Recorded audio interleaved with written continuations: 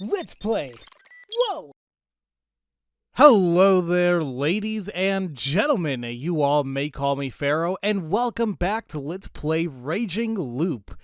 Last time we left off, everybody was coming just a little bit unhinged, a little bit worrisome of everyone else around the village because people are dying left and right, and it's like, what the hell's going on? And, well, in the end of it all, Kiori decided to be freaking, I don't know, I was going to call her a bitch, but I mean, frankly, that's what she's doing. She's about to kill people with her poisoned knife.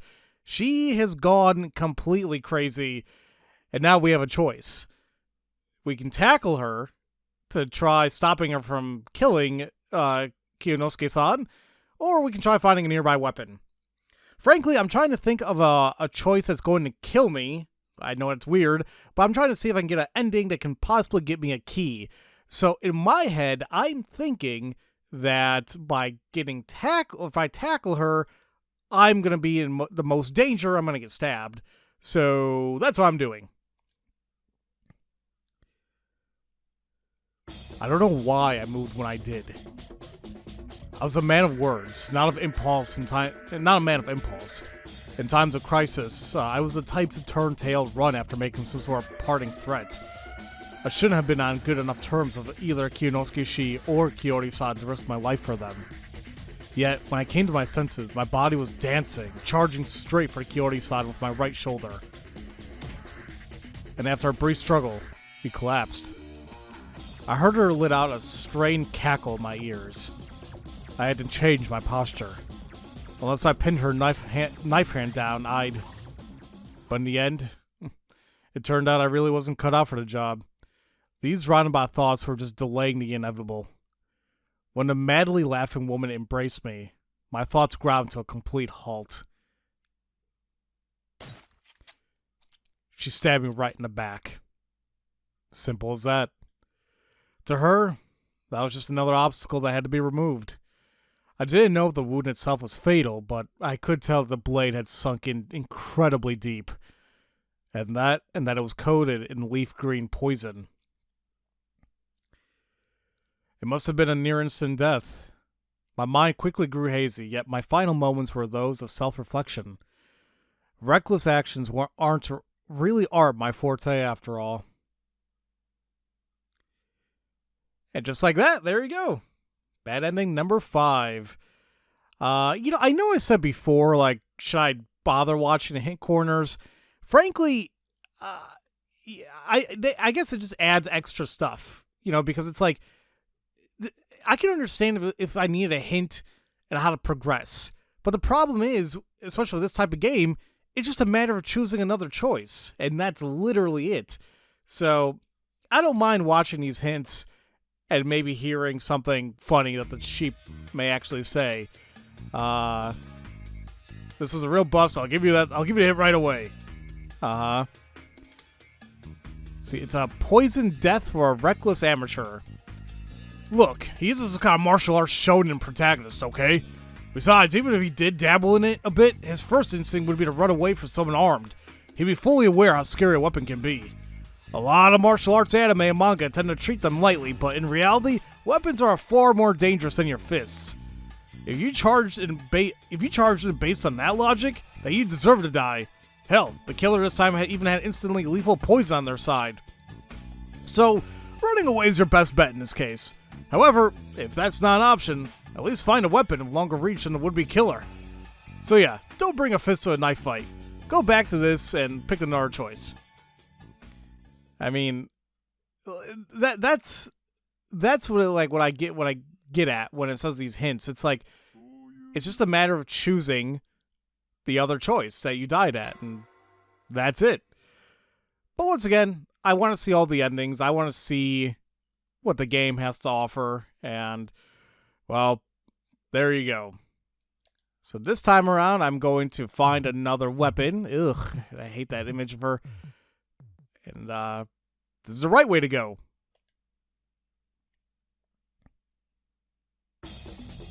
I don't mean to be on auto. How do I turn that off? Crap. There you go. Let's see here. I had no idea why my body began to move. I grabbed the nearest chair without even thinking about it. It was old, wooden, and heavy. Picking it up made me lose my balance for a bit.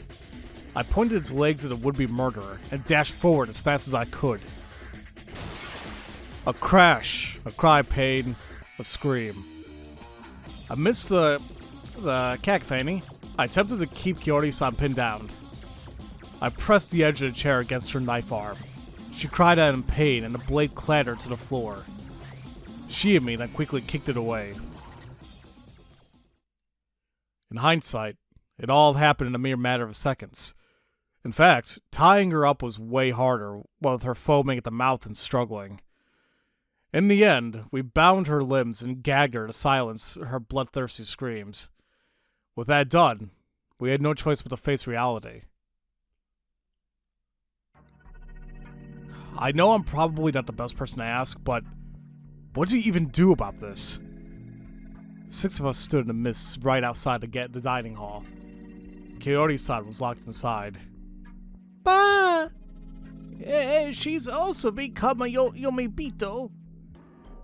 Really? I just thought she became a crazy old whatever. No! That can't be! She's just not feeling well! You know, she has her murderous rage from time to time. She's not feeling well. Just take some NyQuil, we'll be okay. I guess she really was pushing herself. Of course she was! Do you have any idea how important Yoshizugu was to her? He was foolish, short-tempered, and annoying, but... No, that's exactly why she treasured him so much. She often said that he was as reckless as his father. I'll take responsibility and calm her down myself. Please, forgive her for the... We should decide this at the feast. Please wait. This is a personal outburst that has nothing to do with the feast. Keep her out of it. How can you be so certain? She might have succumbed to the corruption. Masato-san? Everything in the mist has to be decided at the feast. Breaking that law risks falling victim to the corruption. That's true. Very well. Let's go. No! Yasunaga-kun, she'll be killed! I won't let that happen. Fusashi-san, please look after her. What, you're not gonna lock me up again? No one replied. Apparently, it didn't really matter anymore. Shiemi-san. She was making the same face she did whenever she talked about God. I knew this would happen. Strangely enough, there was emotion in her eyes. I could see 90% resignation and 10% fear. Watching me until she finally passed out of sight, she followed the others toward the hall. Boy, that's really nobody left. Oh, because we also got to remember, I totally forgot, Rikako, I don't know what the hell happened to her, but she turned into like a zombie Yomibito thing, and she's like barricaded in her area now, so yeah, there's really not many of us around anymore. Where's the sake? Can't we just skip that part? The cleansing is important. Here you go, Nosoto-sama. Thank you. Oh, that hits the spot. You too, Chi-chan. Yasu-kun, you just take a lick. What about Oni-chan? Uematsu-sama can't be here anymore. I'll look after this girl. What's the point? Shieni, get a grip! Then let's begin. I vote to hang Madame Oribe, whatever. For what reason? She's dangerous. In that case, I will vote for Rikako Uematsu-san, for the same reason. What about the rest? This is a temporary vote for now. Say what you think. I think we should hang both. It doesn't really matter what order. I can't think straight right now. We should hang Rikako Uematsu. We can at least talk to Kiori-san, but Rikako Uematsu is a mad beast. What about you, child? They're eating Oni-chan? What's that supposed to mean? Listen, if you want to protect Rikako-san, then vote to hang Kiori Oribe. But she won't understand. 3 didn't vote, and of 3 who did are in favor of hanging Uematsu-san. It's decided. Well, this is absurd. Is this how you repay her for moving here, working so hard on our behalf? Hear me out, will you? My mom is just a bit out of it right now. We may still be able to reason with her. However, Uematsu-san is basically a mindless animal. She doesn't even have the capacity to vote on things. Unlike Mom, she's a Yomibito now. Even if we hang my mom today, what will we do tomorrow? Do you have a way of fixing Uematsu-san? Looks like it's decided then. Oh, how simplistic. I know you're biased because Madame Morita is a relative, but you don't see the big picture. What? Now think about it. Our top priority is to kill the wolves. That comes before all else. Yomibito aren't wolves, are they? That basically proves that Rikaku-san isn't a wolf. Huh? What do you mean? Remember the legend. The wolves are Yomatsu Ukame, beings already corrupted by Yomi. Do you really believe they can become a Yomibito as well? Yamawaki-san, what's your opinion?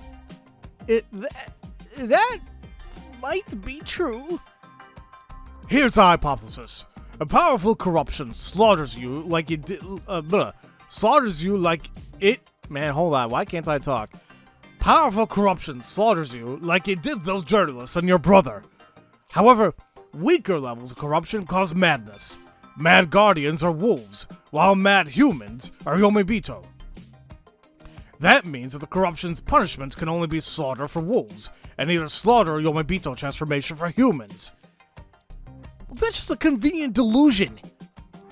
Indeed, I have no way to prove it, but I can make it seem more plausible. If wolves could go mad due to corruption, would they even look like Rikaku-san does?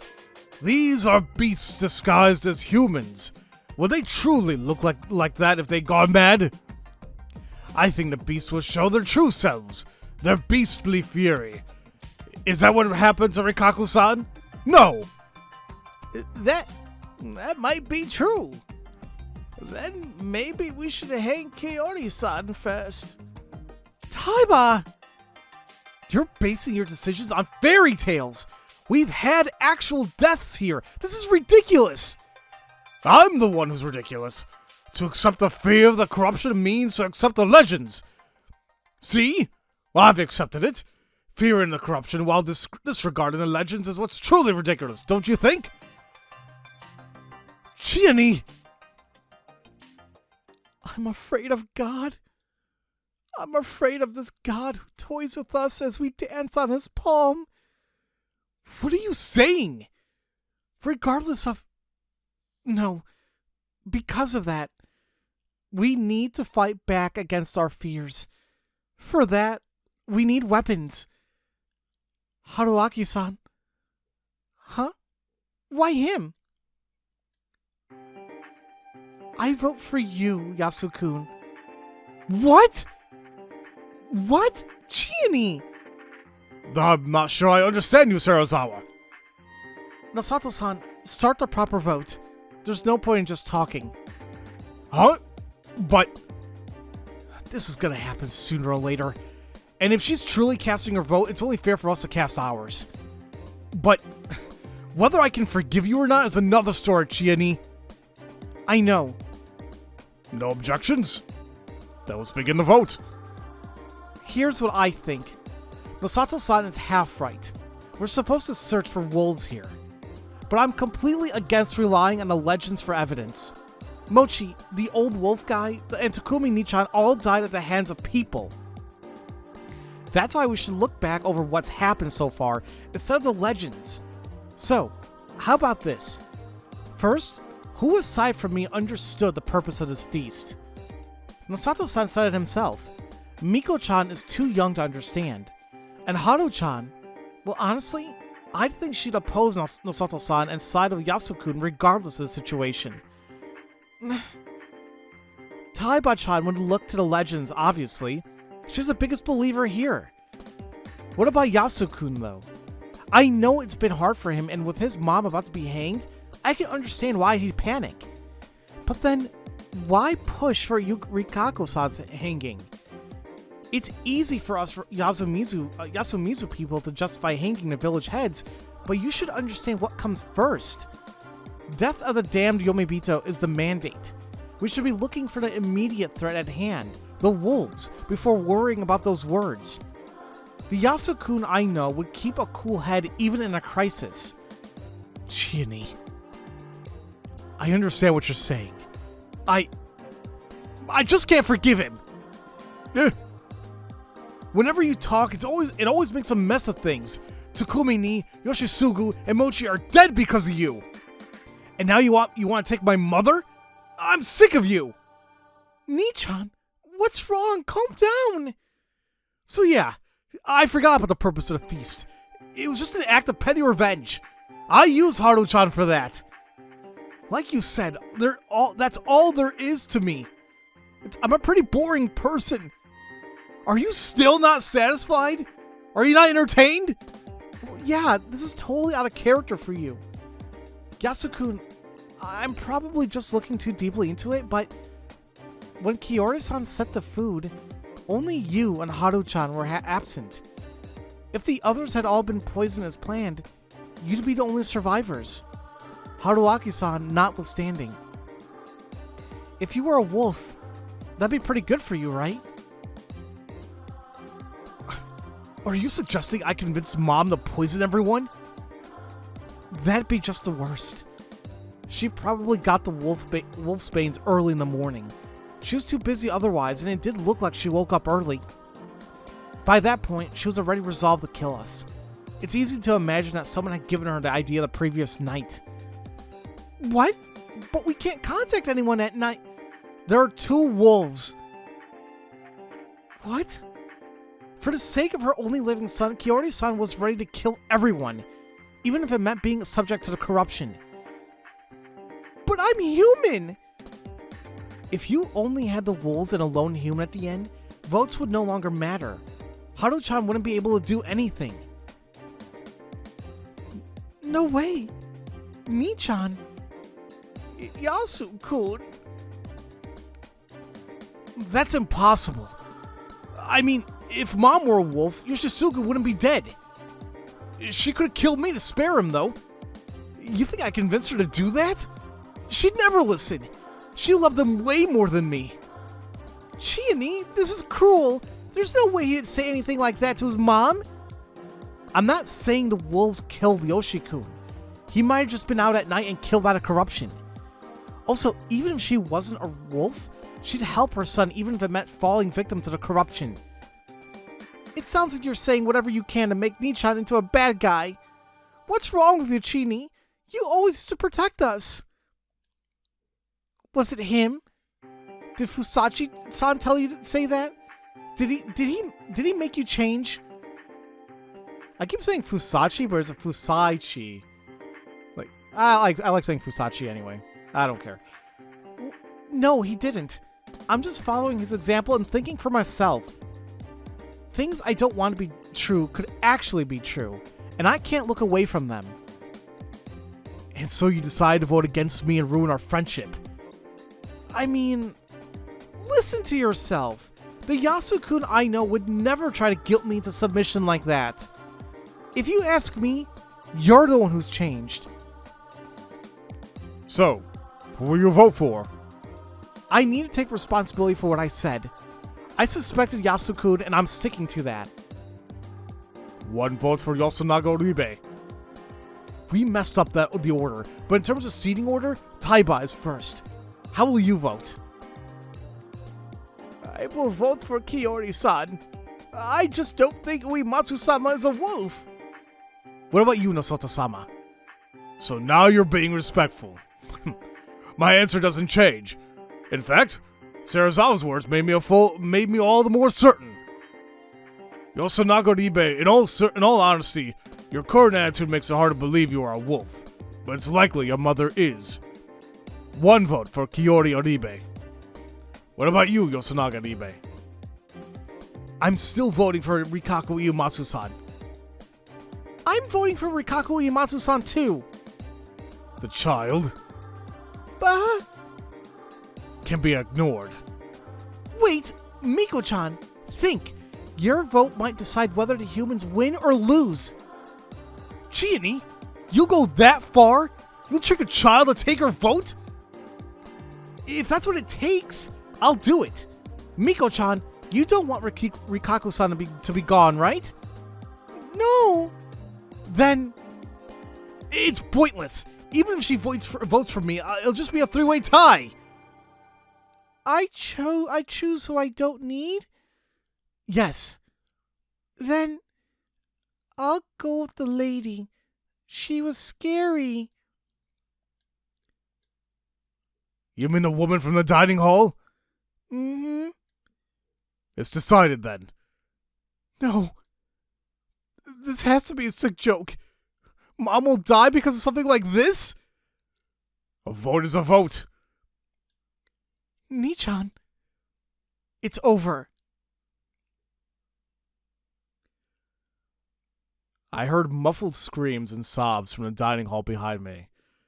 Gagged and tied, Kaori Yaribe was still wailing. She couldn't move properly and had a pole fixed to her shoulders, but I was still worried enough to check every now and then. The lack of change helped calm my nerves, but at the same time I resented myself a bit for it. Quite a bit of time had passed since the feast had begun. What kind of decision would they make? The daily wolf lynching? Hanging? Had failed every single time so far. Considering the number of days remaining and how many people were left, if they messed up today, the humans would lose all hope of surviving. If either Kiori Oribe or Rikaku Imatsu ended up chosen, there would just be no chance anymore. Once I saw people leaving the hall, my mouth moved on its own. It's done then. Their eyes were steady. They walked in my direction. Not to me, though, but to the dining hall. You chose Kiori-san? I asked anyway. I was speaking to the last representative of sanity in this place, Kiyonosuke Nosato. Move! We didn't even converse. His tone and the look in his eyes were different from usual. His usual arrogant pride was gone, and in its place stood a deadly determination. Yosunaga-kun! I lost. Haru-chan! I was against it. Oba-san! It's the will of Shinai-sama. Shiami! Haruaki-san, take the girl.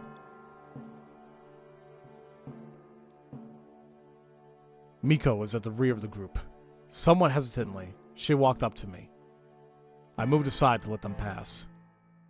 They all entered a dining hall and dragged out the victim.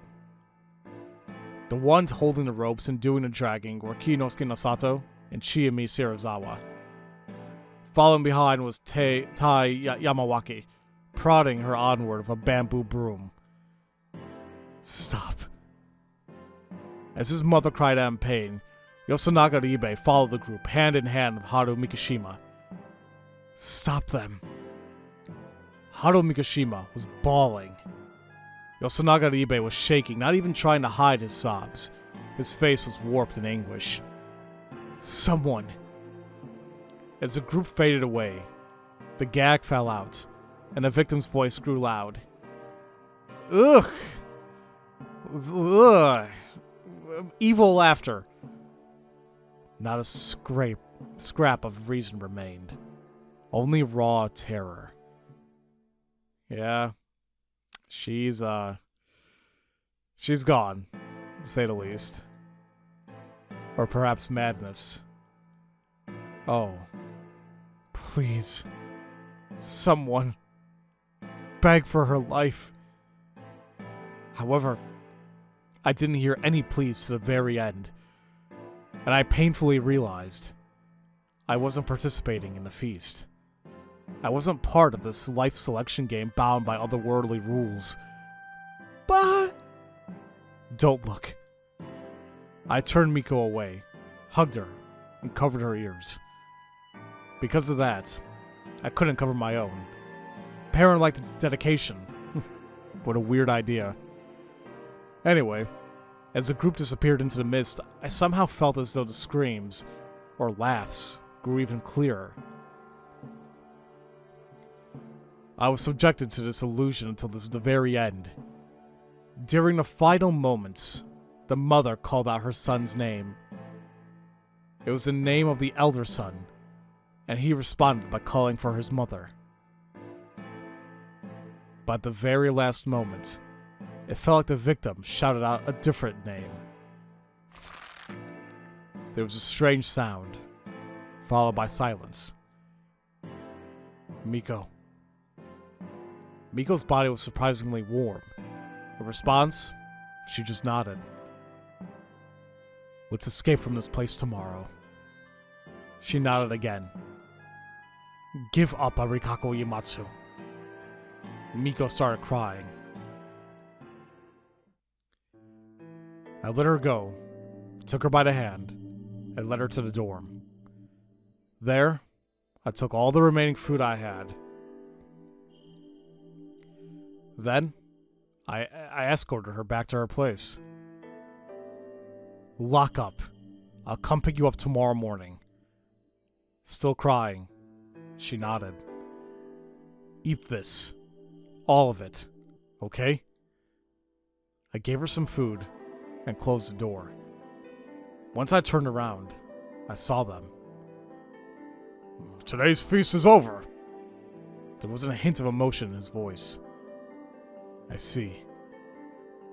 As one who didn't participate in the feast, I was in no position to criticize or support them. They just turned around and returned to their places, leaving no indicator whether they'd actually heard me or not. Three of them were headed in the same direction. I didn't feel like joining them, instead casting a glare at their backs as they walked. My powerlessness was killing me. Under the assumption I would die tomorrow, I decided I would go through the mists down to Saranaga, a strict taboo here. What kind of death would that give me? Would I be injured? Wander into some other world? Something else entirely? Or perhaps I'd be eaten by a monster. I still had that incomprehensible memory, but it was enough to make me suspect that that was the most likely scenario. Normally, people didn't remember dying.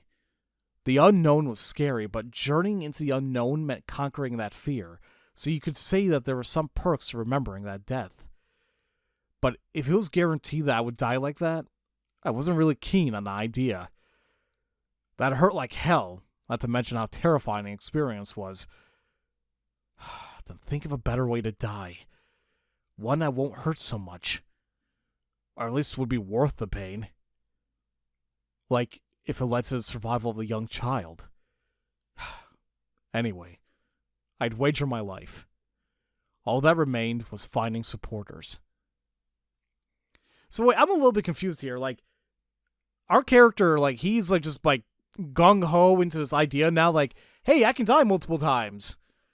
I mean, I guess it makes sense considering, like, we have, like, 3 bad endings so far?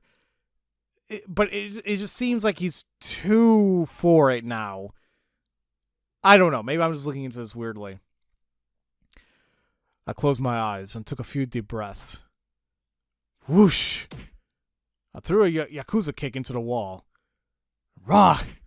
Then I did a low kick with the other leg. Hiya! The 7 treasures had finally been lost. To the elements, the sacred orb reduced to rust. In the jungle of the decadent void, the Buddha's corpse shouts out, Rah! Okay. As I sang the Buddha's ash rock, I attacked the wall of my ass. I'm sorry, you did what with your ass?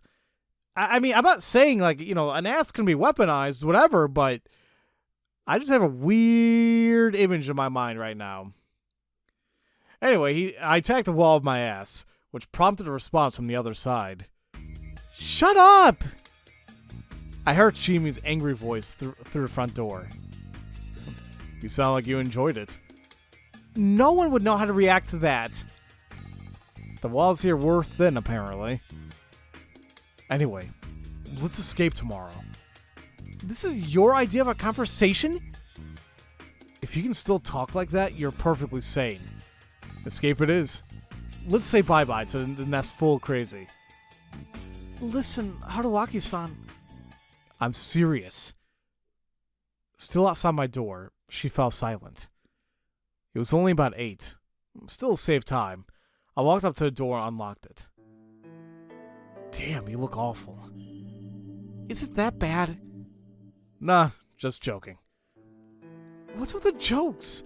You my boyfriend now or something? You put on a tough face, but it's a mask hiding some supernatural suffering, isn't it? Come on, talk to me. Well, don't if you don't want to. Take a seat. Pardon the intrusion. Alone in an empty room, we sat cross-legged and looked at each other. Tell me what happened during the feast today. Who are the wolves? I don't know. Hell, I don't even care anymore.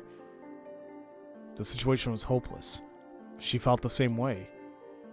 So far, there wasn't a single lynching with a good reason behind it. It didn't feel like they got lucky and killed a wolf. If only that scrawny rich guy were a wolf, it'd be so easy to hate him. Takumi-san said he's clean, so that's not likely. I know.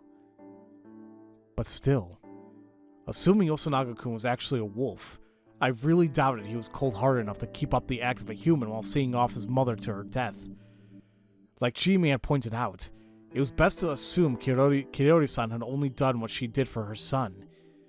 If everyone died and only one of us was left, he'd be the victor regardless if he was human or a wolf. Probably. Whatever the case, it was important to note that if it was wrong to guess whether Yasunaga-kun was a wolf based on this alone. Kiori Aribe was in a messed up mental state that led her to plot the deaths of herself and everyone else just to save her son. It was simply the immense power of motherly love at work. I messed it up by sending Haru-chan to the second floor. Kiori-san probably resented me for that. Not to mention I was the one who pinned her down. Being the target of a dead person's enmity, I can't talk, was a rare experience, and in my opinion, it was uncomfortable. Turns out I couldn't follow your example. My example? Yeah. I tried to think and did stuff, but, well... Was I a bad influence on her? Well, carefully deliberating your actions was never a bad thing, obviously. Also, it was worth noting she pointed out that Yasunaga-kun trying to guilt trip her wasn't like him. Her own intuition was important as well. Besides him, there was Tai-san, who believed nothing but the superstitions, Haru-chan, who always agreed with Yasunaga-kun, and Miko, the one who sealed Kiori-san's fate. Everyone is suspicious. Yeah, that's why I don't care who it is anymore. Shimi hung her head. I've decided to help Miko-chan. How? By running away with her? I'm telling you, it's pointless. It's better than just sitting waiting for death, isn't it? And if she turns out to be a wolf, you'd be down to 1. Lucky day, huh? Would it be? I don't know anymore. I killed someone. She said it so casually, but I could tell that it was hard for her to say. It's not your fault. I responded equally casually. I felt like breaking the illusion would be too much to handle. Wow, it's like you don't care at all. But you were against him, weren't you? Not stopping a murder makes me a partner in crime, doesn't it? It's the same in that regard. Oh, right. Also, the law would understand that you made the wrong decisions because of the circumstances. Law, huh? Well, being punished under a proper rule of law is infinitely better than being punished by some weird laws of some mountain. Or what? Do you want to die a supernatural death? No dice, huh? Yeah. Man, this was complicated. Is it God's fault? Half of it, yeah. But you can't explain the other half. Right. Then talk about God at least. how do I put this? God is misfortune. Well, I don't mean that literally. It's just that it's because of God that we can't attain happiness. Is God visible? Yeah, we've all seen it, but its true form might be invisible. Let me ask you about the visible part then. Is it human? Though slowly and hesitantly, she gave me a light nod. Is this someone from Yasumizu? Silence. Neither yes or no. Then, is this someone from Kamafujiyoshi?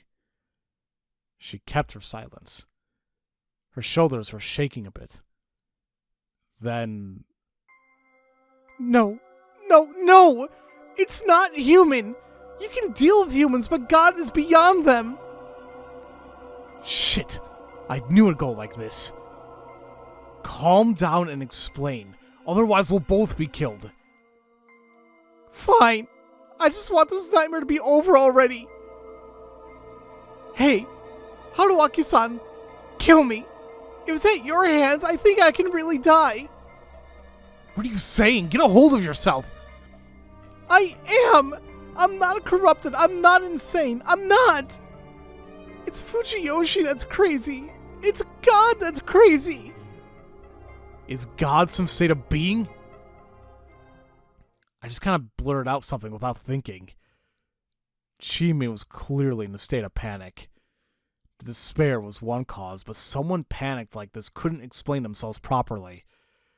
Also, I didn't feel like this was simply some spiritual being so she could see. She could perceive God as a sensation of sorts, and the fact that others couldn't caused her to panic. Explaining a sense like that wasn't easy, and trying to explain it in detail was also a reminder of how much it scared her. I had to try to understand what she was sensing and find a better word for it than God.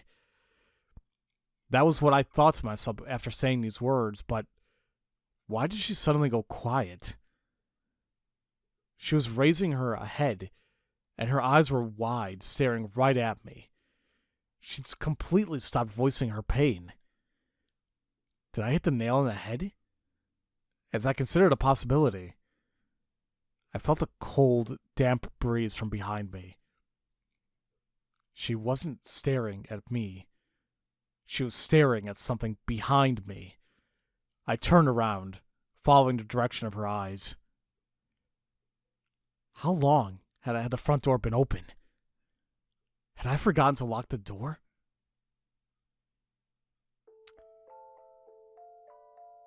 Well, shit. What is that?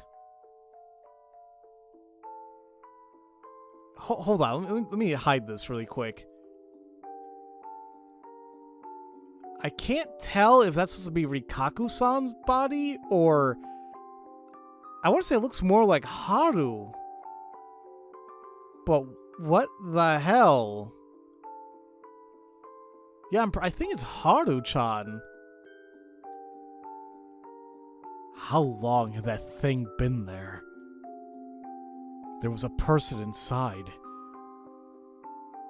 Was it even human? Through the darkness, I could see that it definitely had a humanoid silhouette. But it was definitely abnormal. Its body was covered in bandages. No. Sutras?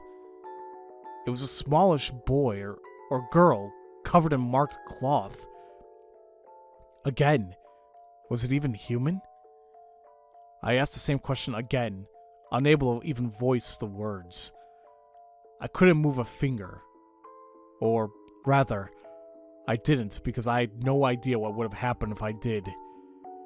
As the tension began to overwhelm me, I saw its lips move. The wolves cometh to the smell of Yomi. Cleanse, shelter, and dream.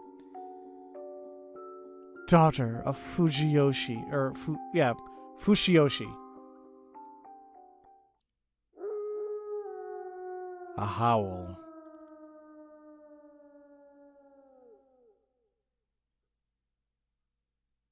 I heard something fall. Turning back around, I realized it was Shiami. Shiami? Still confused, I rushed over and caught her. It was a momentary loss of consciousness. She hadn't fainted. She just seemed to be drifting at the border of reality. Hey, wake up!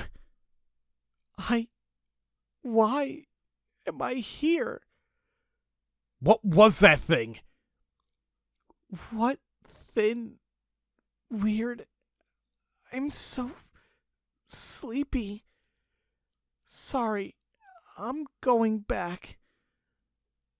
Shiami stood up. Her eyes were utterly devoid of life. She headed to the door. It was closed. There was no one there.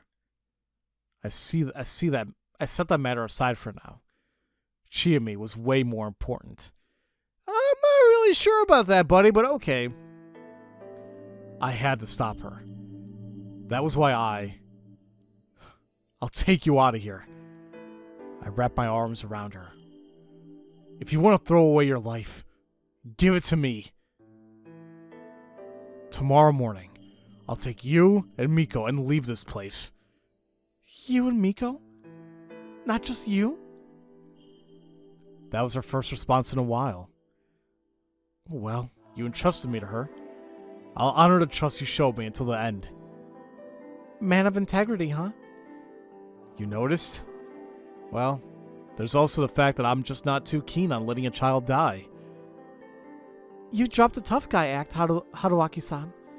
Also, when did you drop the honorific? Wait, do you say the H in honor? Is it honorific? Is it honorific or honorific?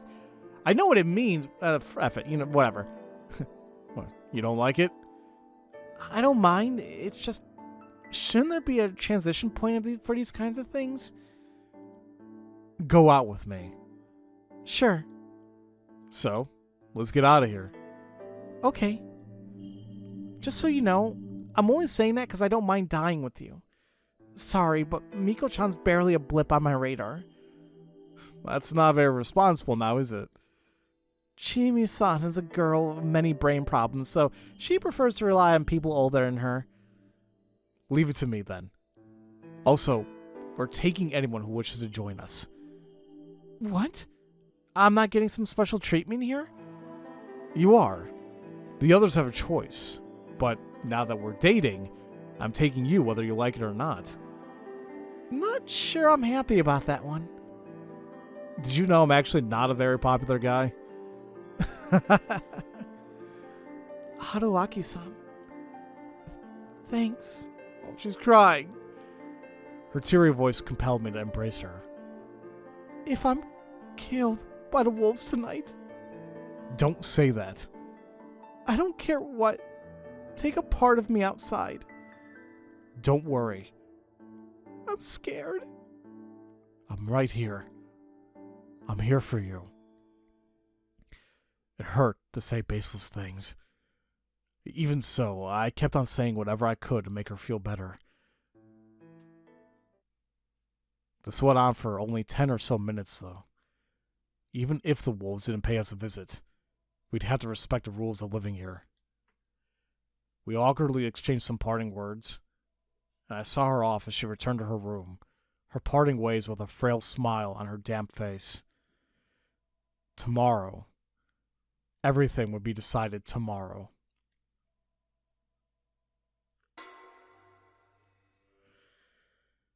Frankly, I'm really, really worried how this is going to pan out, but let's keep going. Another morning. Aside from being really hungry, I woke up the same as always. I hadn't died. The only real difference this morning was that I could go outside as I pleased. It was still misty out, and I couldn't see much beyond the dorm. A settlement isolated in mist, a space cut away from the world. Could we really leave this place? We could, It had to be physically possible. The idea that we couldn't was just speculation. No matter how much this place defied reality. What was that thing? Why had Chiyomi collapsed? How sane were we? Was this even really happening? Human senses and memories often lie to us, though just dismissing anything that didn't make sense as an illusion wasn't a good idea. That thing had actually visited us. Its appearance was strange, but I had little proof that it was something supernatural. Thus, that had to be human. As for the reason Chiyomi collapsed, there were quite a few possibilities. Unless it was a trick she schemed with that thing beforehand. That being had to have been too much for her to handle emotionally. What did that thing say again? The wolves cometh to the smell of Yomi. Cleanse, shelter, dream, daughter of Fujiyoshi. Was it? It basically seemed like a fancy way of saying, get back to your room and sleep.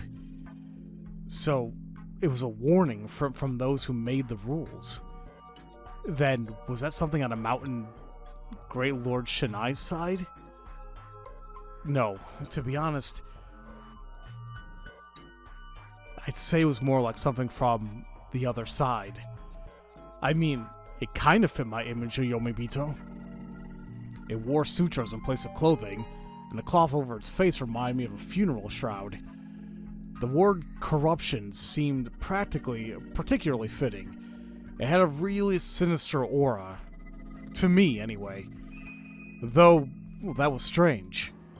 Great Lord Shinai was the enemy of the forces from Yomi. Yomibito wouldn't act as his messengers. This contradiction, it was quite eerie, an alluring unknown. But that didn't matter now. My goal was to let Chiyomi and any supporters we gathered escape. I returned to the room, made my futon, and started searching again. The futon was the only thing in the closet. There was nothing I could use as a weapon. I gave up, left the room, and went to Chiyomi's. If the worst had come to pass, I had to fulfill her last request. The door was locked. I knew it. So the wolf was... I knocked. She came out after just a few seconds. Apparently, she was already ready to go. I want a weapon. I figured.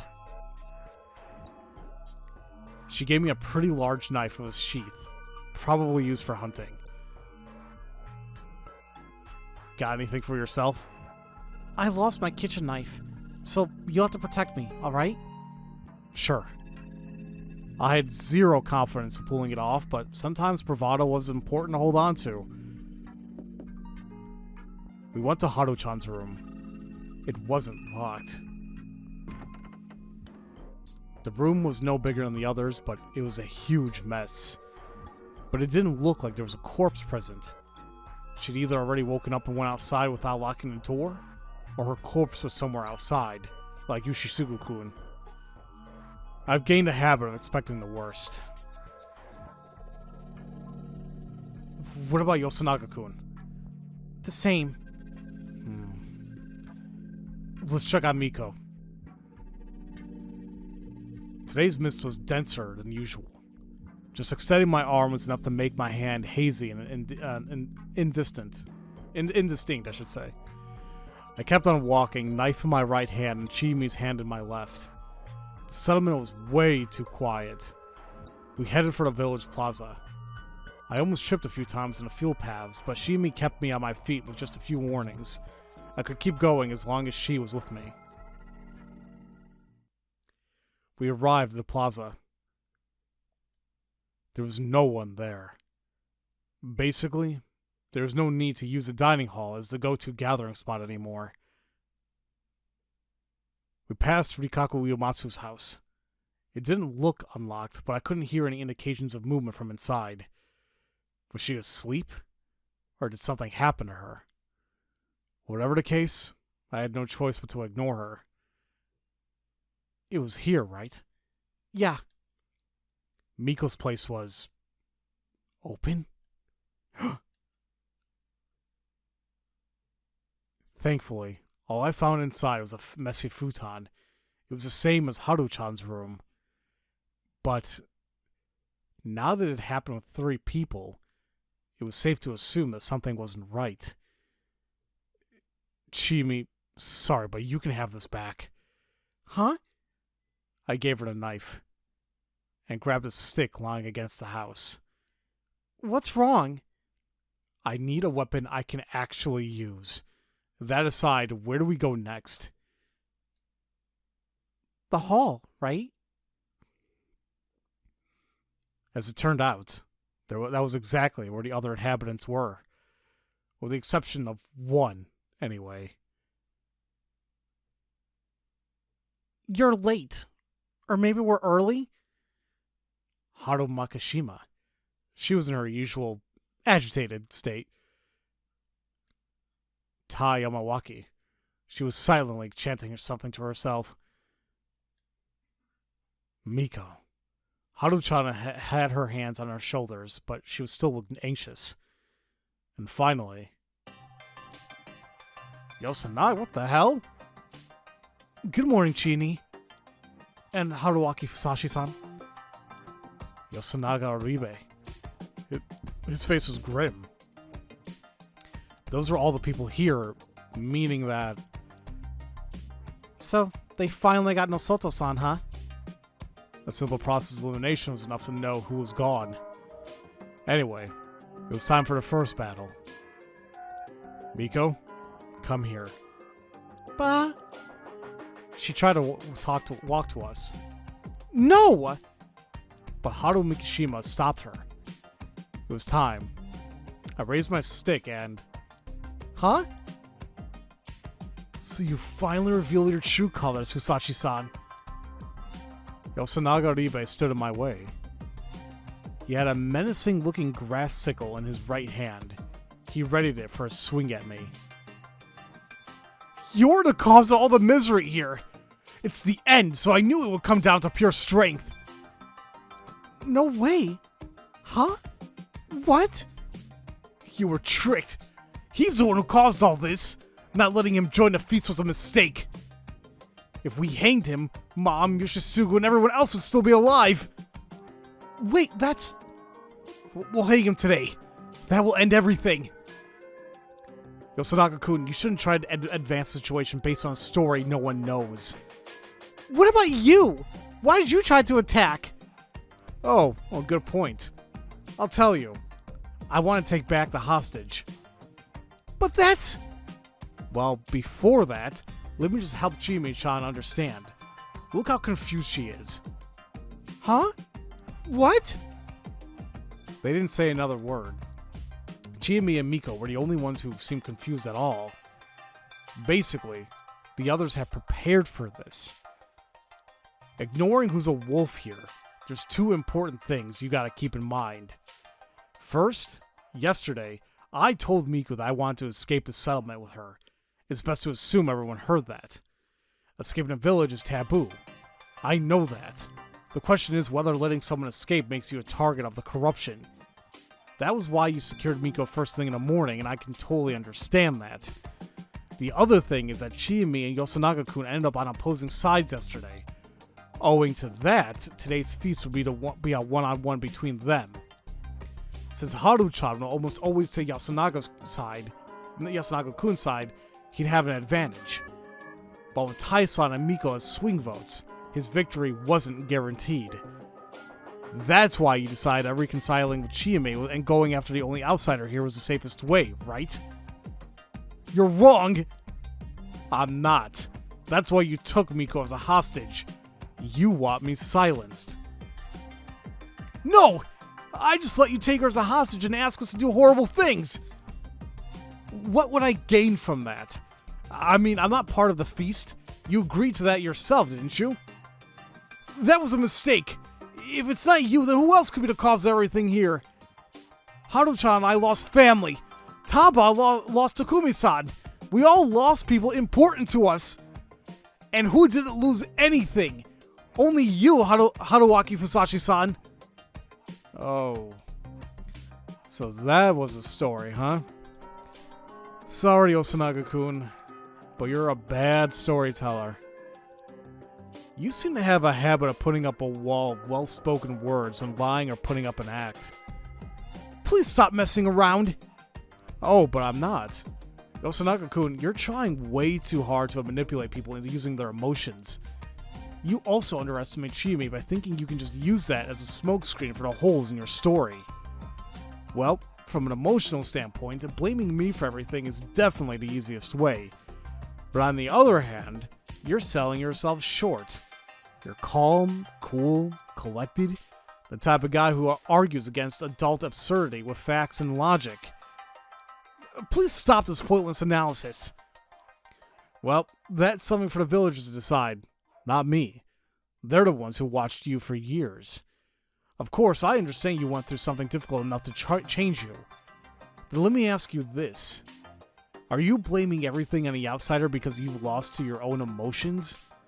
Are you actually acting rationally, to make sure you hang me and waste today's feast so you can tip the scales in your favor? As in, are you someone who'd benefit from wasting today's lynching? What do you think, Chiemi? She gasped and looked at Yoshinaga Oribe. There was suspicion in her eyes, not trust. You could have just said I was a wolf. Yet you didn't. You just said I'm the cause of all this. Because you're a wolf yourself. You hate lying, don't you? You know when the chips are down, you have to commit to the lie. Chini, you gonna believe him? Making an emotional appeal in the face of cold logic is a bad move here. You need to fight logic with logic until the very end. Shut up! What do you know?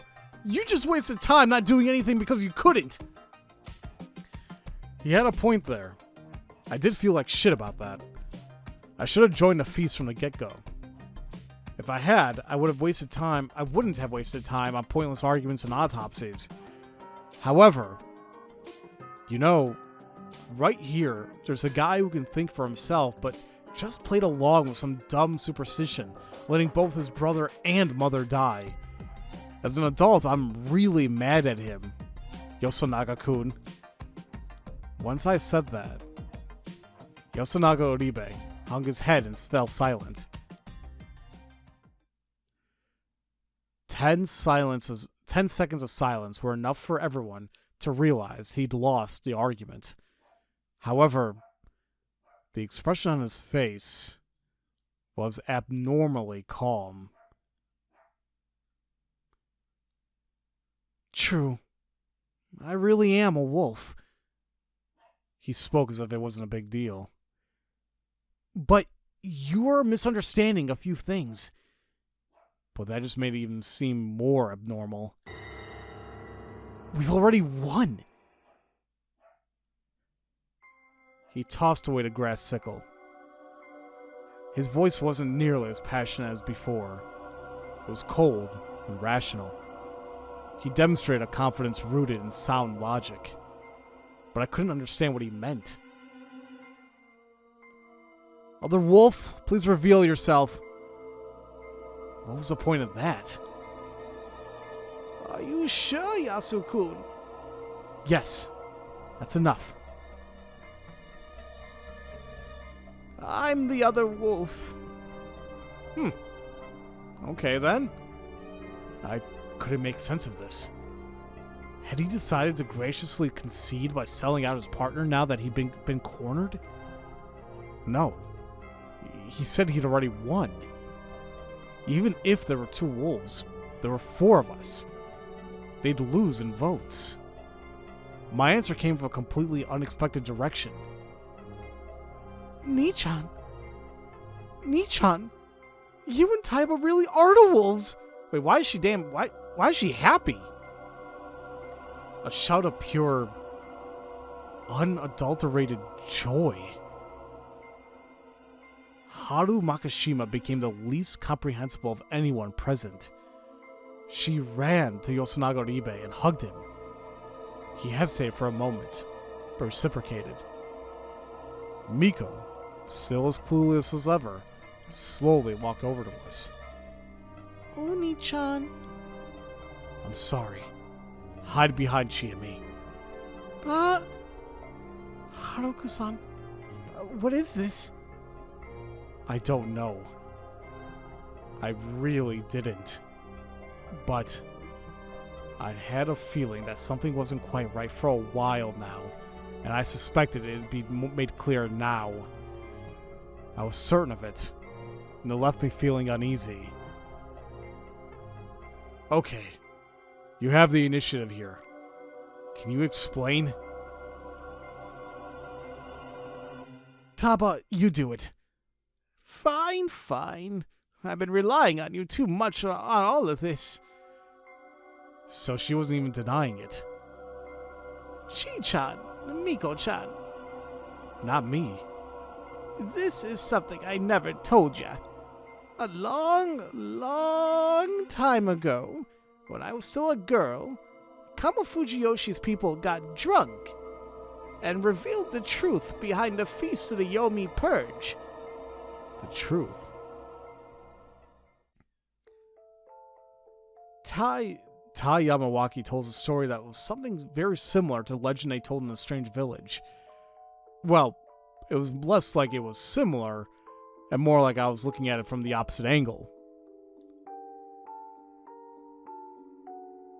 And I do apologize, this video might be pretty long because I'm already over an hour, but this seems very important just to stop in the middle of it, so I'm just going to keep going until something happens. The part about Great Lord Shinai sending the 5 Guardians to help people was the same. 4 of them then teamed up with the humans to murder the wolves. However, in the real story, the good and bad sides were completely reversed. Apparently, the people in the 4 Guardians joined Yomi on the very first Feast of the Yomi Purge. Basically, all of them were Yomibito. They all ganged up on, overpowered, and exposed the wolves who tried to resist until the very end. That meant that this land had belonged to the Yomibito for a long time. The wolves were summoned here by none other than Shinai-sama himself. Some people at Yasumizu were given a blessing of the wolves and had to free Yasumizu of its Yomibito. Basically, it was a holy war for them. And that was the truth behind the Feast of the Yomi Purge. Tai Yamawaki could continue her explanation. At first, we thought the people of Kamo Fujiyoshi just made it up to make fun of us. But we found out it was true when we became blessed by Shinai-sama's himself. So you see, Chi-chan, that's why we had to slay everyone. It hurt a lot, though. Takumi suffered greatly, too. But we had to do it to save the Yomibito. That's what Shinai-sama said. Tai Yamawaki was crying. Alright.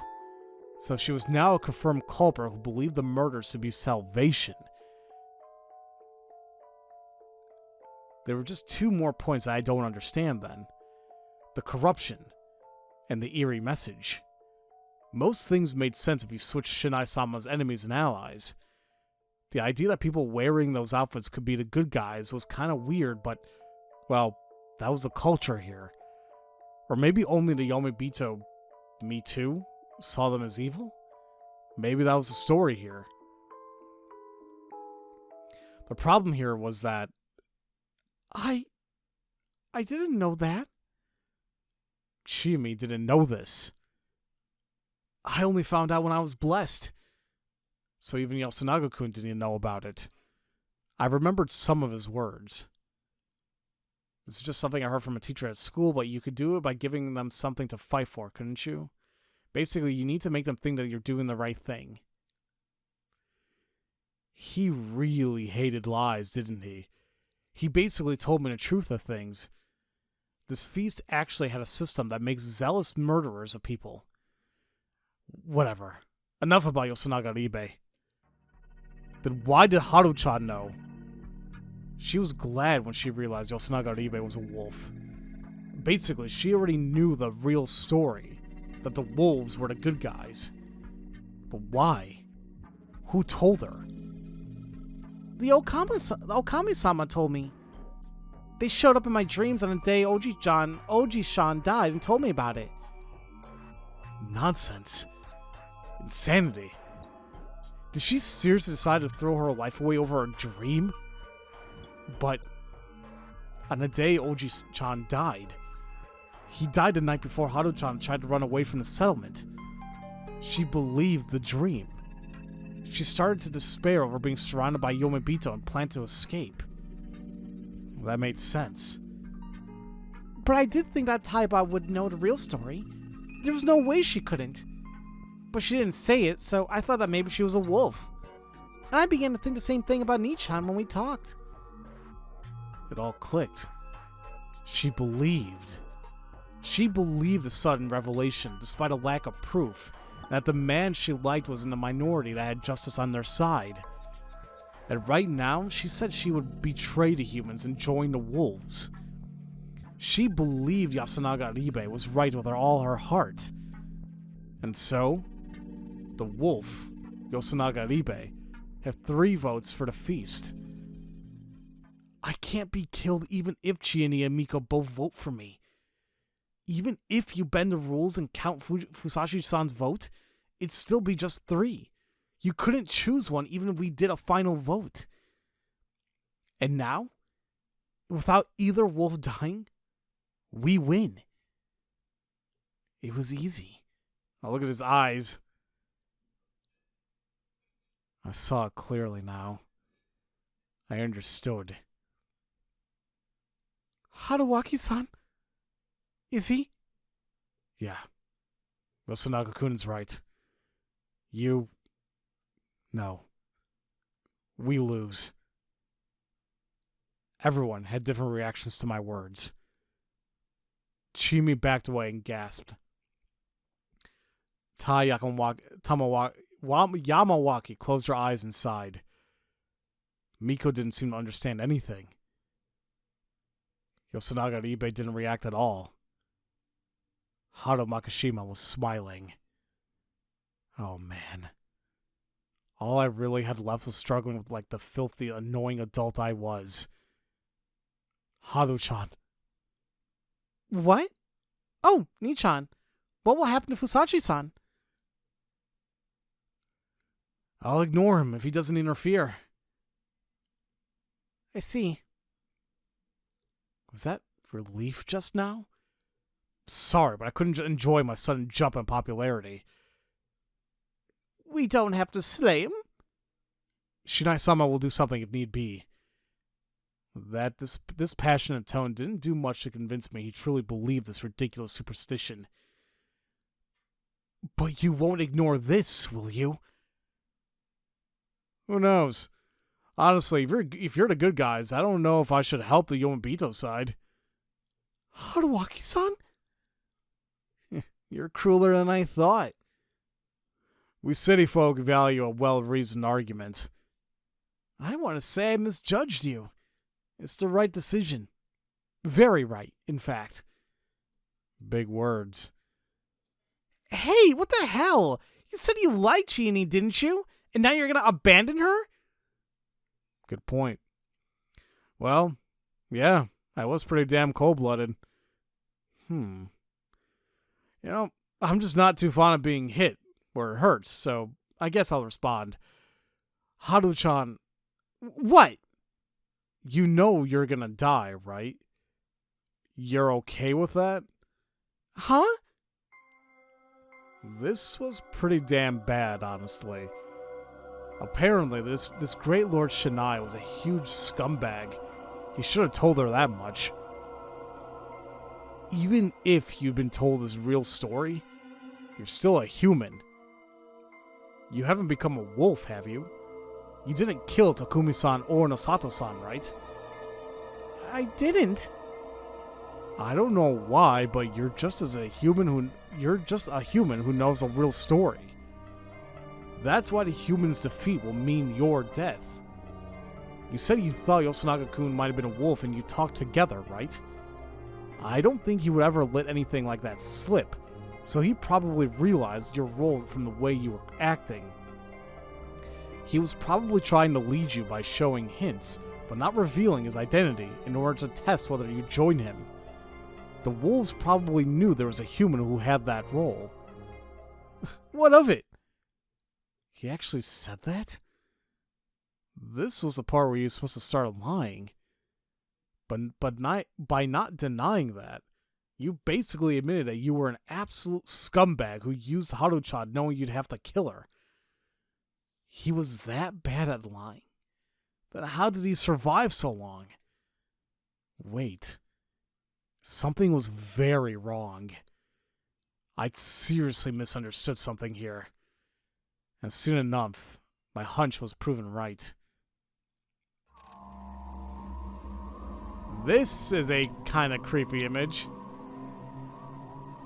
Seriously? What of it? Haru-chan.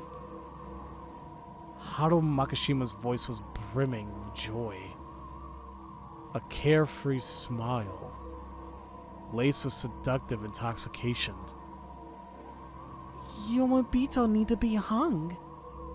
We're corrupt, filthy, and disgusting. We can only be saved by the wolves' whirls and claws. Everyone knows that. That's why you finished off Kiori-san, right? You want to make your mother happy. Yeah. Exactly. Nichan, make me happy too. Haru Makishima coquettishly leaned on him. Yosunaga Ribe brought her closer without even a flicker of emotion crossing his face. Tai Yamawaki watched him with a broad smile. What? What the hell? What were these people? So, Chini, what will you do? If you listen to me, I'll save you. I underestimated it. I underestimated the madness of Yasumizu. I realized too late that the Feast of the Yomi Purge wasn't just a system where zealous murderers killed each other. There was something here that completely shattered the people on a fundamental level. It was like a gear of madness. Those who knew the real story found salvation in death. That insane tale instantly convinced people that it was right to agree and to find peace in that. And I was actually surrounded by those very people. Understanding that made me remember that she was from here too. Chimi was trying to take a step forward. I should have realized this earlier. She, who was afraid of God, was just like them, who accepted their salvation. Both brands of madness probably had roots in the exact same thing, so she was just as susceptible to madness as they were. However, it wasn't too late for her. Yosunaga Ribe's expression stayed the same, but right before I looked away from him, I saw a slight change. It was bitterness, irritation, something out of place on a victor's face. That made me realize that his plan for this scene wasn't lost to madness, that I had no choice but to take advantage of the opportunity. I grabbed Chimi's hand. I pulled with so much force that she fell on her backside, but I didn't care. I dashed past her. I swung my weapon at Yosunaga Ribe.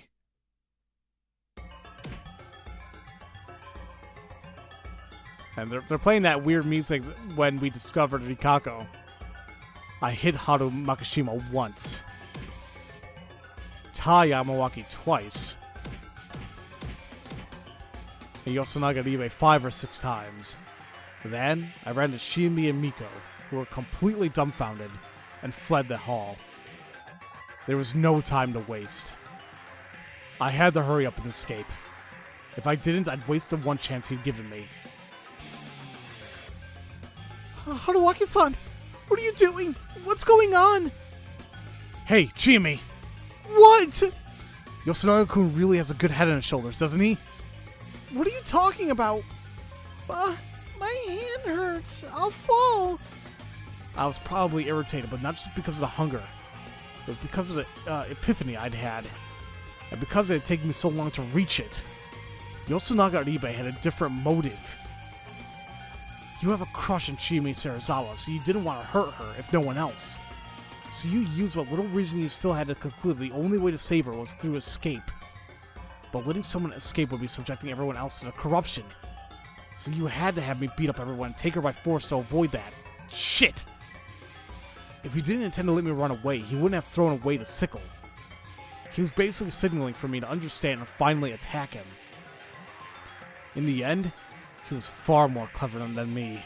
I never stopped dancing to his tune. Regardless of... No, exactly because of that. I had to help these two escape no matter what. After all, I'm an adult. By the way, using an adult without relying on one yourself is a very adult thing to do, Yosunaga Aribe. Good luck with the rest. We crossed the field paths, went past the stone graves, and over the boundary. Descending the cliff took a lot of patience. It didn't seem like they were chasing us, so we could go down carefully. Chimi's expression was dead. She'd been hit hard by a sudden revelation. The game board had been flipped on her. She'd lost, and now she had to suddenly say goodbye to her old friends. It was hard to just laugh that off. Should I have told her about Yosunaga-kun's intentions? I did consider it, but couldn't bring myself to. He chose to save her by sacrificing their relationship. If she knew, she'd probably want to go back to the settlement. Or maybe I just didn't want to say it because of my pride as a man. That was fine by me too. Being able to shrug off such unfairness was one of the blessings of adulthood. So I consoled Shiemi, shouted to Miko to be more careful, and generally talked as much as I could. The mist grew even denser. Hey, Chimi. I think we're already outside the village. Maybe. We did it. And look, nothing happened. We did it? Yep. Now let's cross the river and return to town. Where's the river? I couldn't see anything. I hadn't just lost my bearings. It was worse than that. I couldn't even see Chiemi or Miko's faces, and I was actually holding their hands. We were already at the bottom of the cliff, walking on the stones below. We heard water, so it was clear that we were close to the river. But I didn't know if we should keep going right now. Let's rest. We can't. Chimi. I thought she was going to freak out again, but... No, that's not it. She stopped me. Don't you hear it? Ignore the water. Confused, I strained my ears.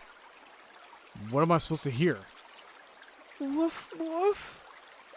They're coming after us. They were acting strange. I strained my ears again. Was it above us? I could hear the faint sound of rustling leaves from the top of the cliff. We gotta run. I'm tired. Haruki-san, take Miko-chan. The intensity in Chimi's voice made me take the situation seriously. What if the sound was just the wind, though? Was she jumping at shadows? But I would have been lying if I said I wasn't worried. After all, a question remained unanswered. And according to the legend, this was their HQ. Wait, they were the good guys, right? Still, this wasn't a normal place. I had to get out of here ASAP.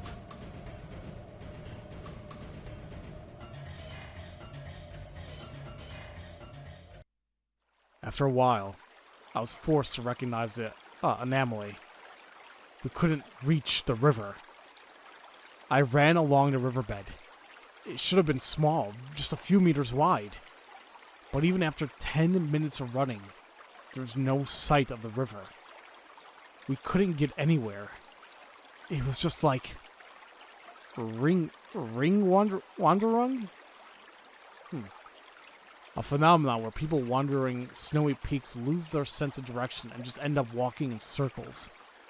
However, even if my sight was limited, how could anyone get lost on such a small riverbed? I could hear the stream right next to me. This felt so wrong. I was as good as blind. All I could trust were my ears, but they just made me realize how useless that was to rely on. I trusted my sense of direction less with every passing second. So, the sounds of parting grass in the distance, the sound of claws stepping on the rocks, I felt like they were getting closer, but I couldn't be certain. Eventually, we slowed down. The others didn't say anything, but they were clearly exhausted.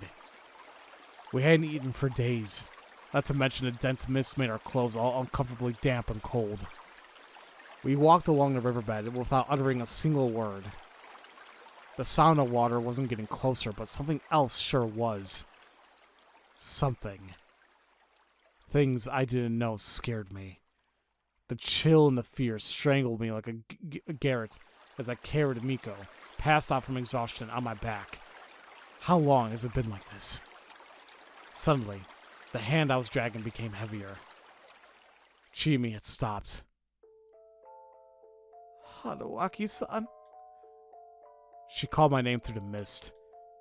What? I tried to sound lighthearted, but I wasn't confident I pulled it off. We're done for.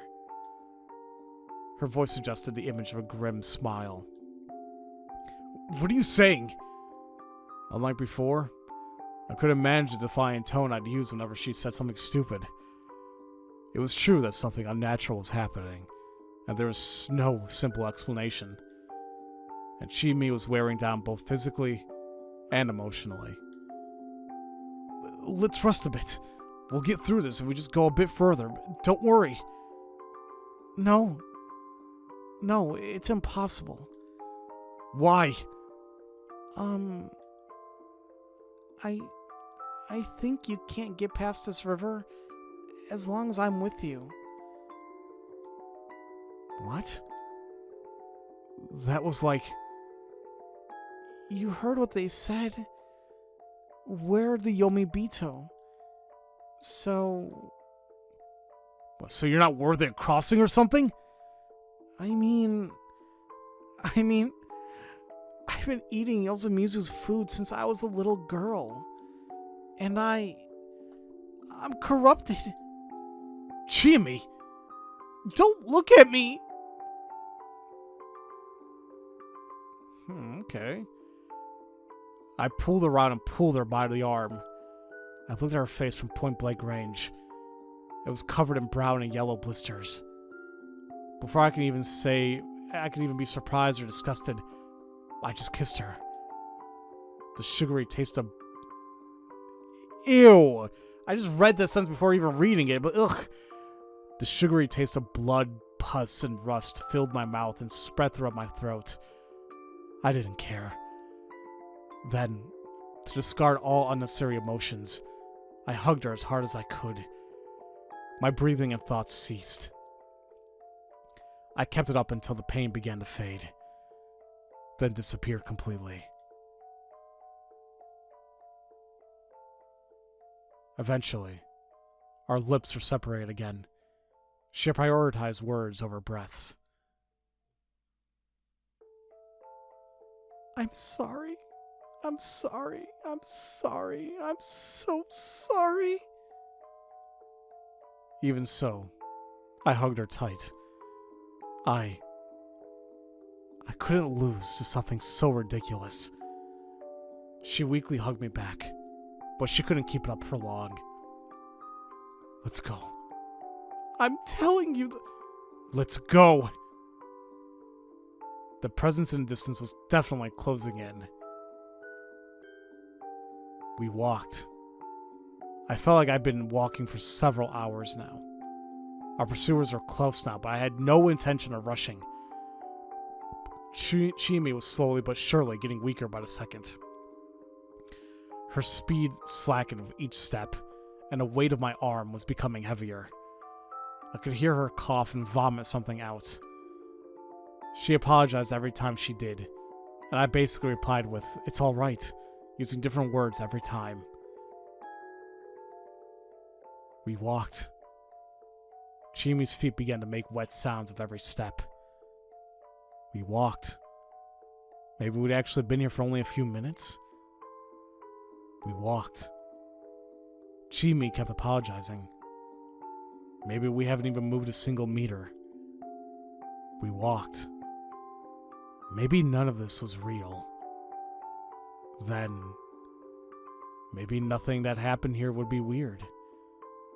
Eventually, Chimi called out to me with a hoarse voice. Haruaki-san. The fact that she said something different had sparked a moment of baseless hope. And so, Thank you. her gratitude was followed by another wet sound. I had fun. With those final words, her weight vanished. It was strange. After all, I was still holding her hand.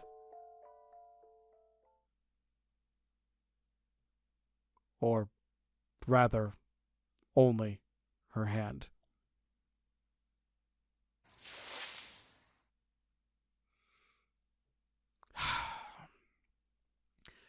With a splash, her bodily fluids spread around, while her limbs and entrails just collapsed.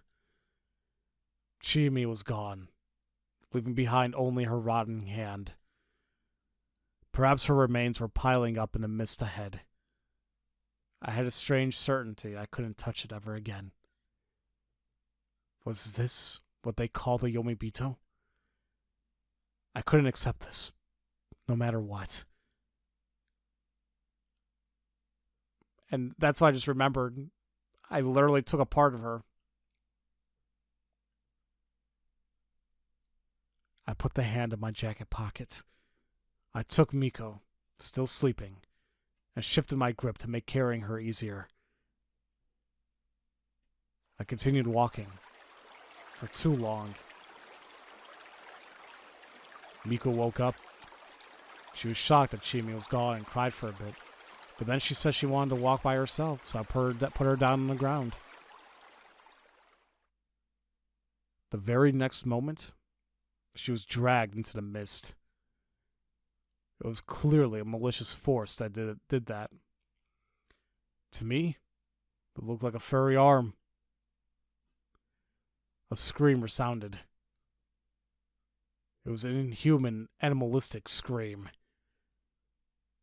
After hesitating for a moment, I turned to run and caught a glimpse of something beastly within the mist Miko had disappeared into. I ran. And ran. And suddenly, I felt myself step into something wet. I had arrived at the river. It was meaningless. I've lost everything. And in the end, only I survived. Was there any meaning in fulfilling that promise? No. The meaning was for me to find. That was why I had to survive and find a forest. Yeah.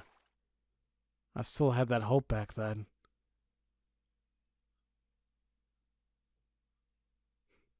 They finally broke through the mist and showed themselves. Oh. Of course. This really was hell, wasn't it? This wasn't a human realm or nirvana. It was a river of hell. So of course both sides of it were gonna be hell. There was no splash when we threw Takumi-san's body in, was there? The moment we went into the mist and down the cliff, our bodies vanished from the world and reached a place from which there was no return. And finally I had no choice but to accept it. As someone who had taken in the flesh and blood of the Yomibito, Chimi, I couldn't escape either. That was why I screamed stupidly only managing to run a few steps before their sinister claws tore me apart. Damn it. Where had I gone wrong? Descending into Saranaga? Not believing Chimi when she told me we couldn't escape? No. It went back even earlier than that. I already knew the answer. Ugh. Shit. I really wished I'd been part of Yasumizu and participated in the Feast of the Yomi Purge. Maybe I could have gotten a different ending than this. That was the last thought that went through my mind before all faded away.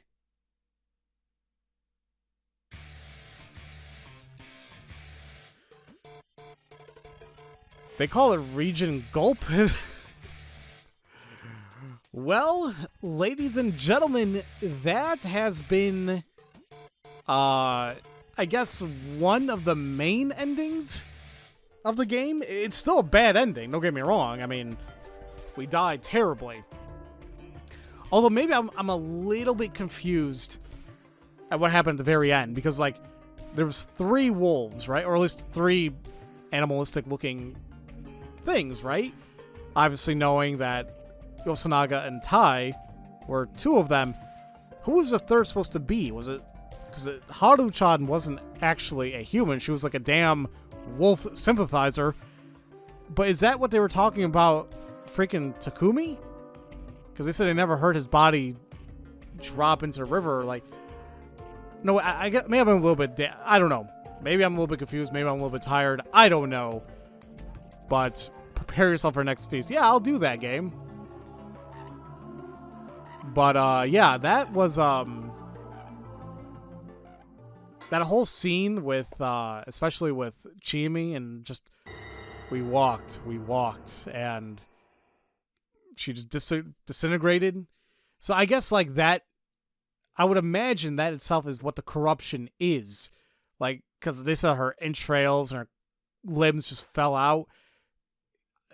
Kind of what happened with everyone else, right? But would that even include the journalists? So that's what I'm a little bit confused about. They were never part of Yasumizu. I don't know. Either way, Raging Loop, Whirls and Claws. Don't look. So that was ending number 1. And that was the key number 4, Sink into Nirvana. Now, if I'm not mistaken, key 4...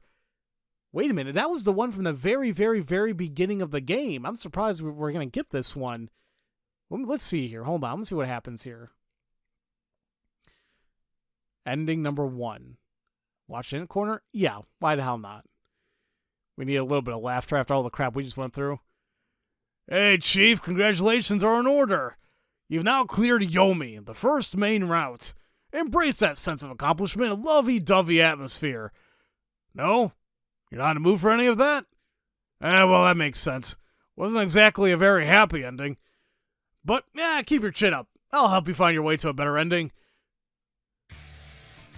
This one wasn't a bad ending, just ending number 1. Fun in the marshes with Chiani. Really? That's what you're going to call a game? Since it wasn't a bad ending, I've got no advice for you. If you want to find a better ending, you just need to find a way to proactively participate in a feast, like Haruaki Fusachi said. And with key number 4, you now have the means to head down that path. You can tell from the scenario chart, but the lock this opens is way back. Just so you know, it's in the starting point. That was fun. That was the first lock choice you had, and now you can finally open it up and head into a new route. Infiltration. Take on an even more chaotic scenario and give it your all so you don't taste the same despair as this time. With that said, that's it for this time. And yeah, he's correct, obviously. Like the very beginning, the very first thing that we had here, not introduction, but here in the start, this recall, because this is where he was like wondering, is like why like we left because, and we're like, nah, let's not remember it. Let's just continue forward. And that's what basically led us down this whole path of the dense mist and the Yomi. So, all this nonsense never happened.